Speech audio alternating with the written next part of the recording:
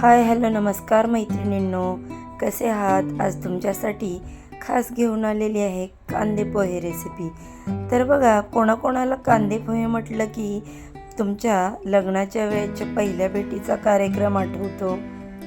कांदे पोहे खाल्ले की नातं पक्कच झालं समजा। हा कांदे पोह्यांवरती पडलेला छान असा गमतीदार शिक्काच आहे। तर बघा, कांदे पोहे करण्यासाठी सर्वप्रथम कढईमध्ये तेल चांगलं कडक गरम करून घेतलं। त्यामध्ये मग जिरे मोहरीची एक फोडणी टाकली।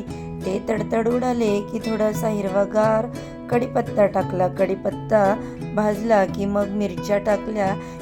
मिरच्यांनी टणटण उडायला सुरुवात केली की लगेच त्याच्यामध्ये कांदा टाकला की मग झाल्या बाई त्या शांत।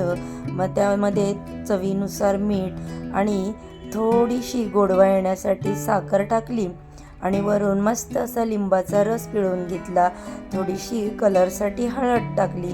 मीठ, मिरची, लिंबू, हळद आणि गोड अशी साखर याचं कॉम्बिनेशन एकत्र पोह्यांमध्ये झालं की असे भन्नाट पोहे लागतात की कांदे पोहे म्हटलं की कोणाला नको आहेत, सगळ्यांना ते हवेहवेसे वाटतात।